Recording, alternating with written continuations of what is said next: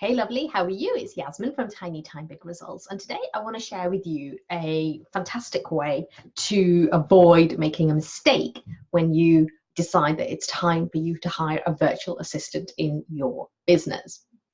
You may already have worked with VAs before, or this may be a new thing for you. You might just be on the cusp of starting to delegate. Now, I've had a number of VAs over the years, and some have been fantastic and some of them haven't been great experiences, but not because of anything that the VA necessarily did, but it was because of the way that I was approaching the delegation task. And that's what I want to share with you today in this video, because hiring staff, a teammate, team member is a really powerful way to move you forward and help you to leverage your time.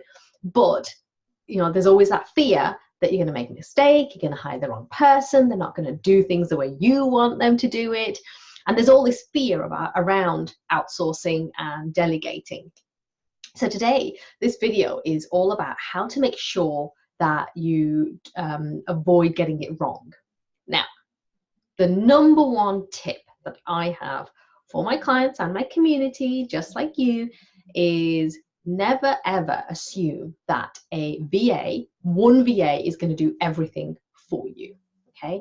A VA, virtual assistant, there is a huge skill set required in having a business, whether that's online business, offline business, especially when you take into account the digital age that we're in. Creating opt-in pages, web pages, looking after your CRM, your customer relationship management software, running webinar technology. There are so many different moving parts to having an online business. And the reality is that you are not going to find one VA who does all of those things and does them all to a high standard. It's just unrealistic to expect that from one person. So here's my biggest tip, my number one tip, okay? Actually, I'm going to give you two tips just as a bonus. So the first thing that I would always say to you is look for referrals rather than looking at people's, like going cold calling and trying to find someone. And the reason why I say that is because referrals are a great way for you to help you bypass that. Oh, are they going to work for me? Is it going to be a good experience? When you get a referral, you know that someone has already experienced working with that person and that they have good things to say. So going on referral is really powerful. Word of mouth is incredible. It's like the best marketing that you could ever do. So if you're a VA watching this, that's what you need to be focusing in on, is how you get more referrals and how you get people talking about you, whether that's recording video testimonials for you and your website, but you just want people to talk about you and how brilliant you are, okay? So always go on referrals. Then here's my big tip, okay? Start with one thing at a time. Don't say to them, I need you to manage my diary and do all of the travel arrangements, and I want you to do all my web pages, and I want you to create landing pages, and I want you to create sales pages, and I want you to do my webinar, all of that stuff, okay? Because you're going to overwhelm that person. It's going to feel like a 100-ton truck coming at you. It's just going to be too much. So start with one thing, okay? And this is the lesson that I learned from very bitter experience. It was a very unfortunate experience where I just asked too much of my VA, and it really ended in a bad way, and not a way that I would have liked at all.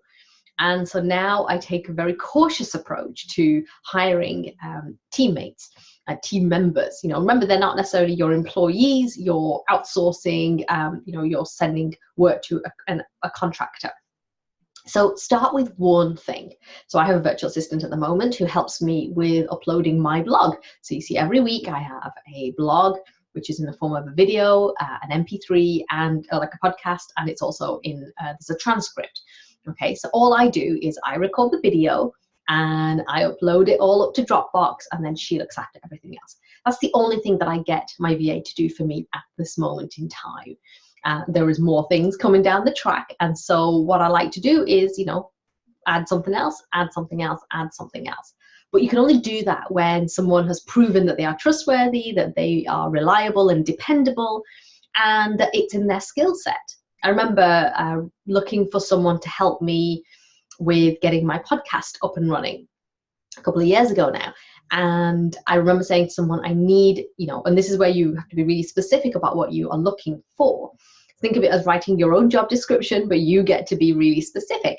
And I said, I need you to upload it to Libsyn, which is the podcasting software, and I need you to know how to do this.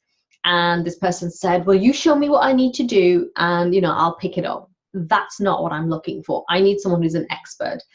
It's not for me to train someone in Libsyn. I need someone, and that was a very specific requirement for me, because there's lots of things about Libsyn that I haven't got a clue about, and so I need someone who is going to know how to do that. So hire somebody for one thing to begin with, to get started, and then be really specific about what you are looking for in terms of the duties that you'll expect that person to fulfill and deliver, but then also the attributes that you want that person to have. So do you want them to be, really, how do you want to be communicated with? Email, calls, Facebook Messenger? How do you, what frequency do you want to be communicated with? There's lots of things that you need to be thinking about. You want someone who's going to be enthusiastic and dependable and reliable, and someone who has attention to detail, someone who, has your eye for detail.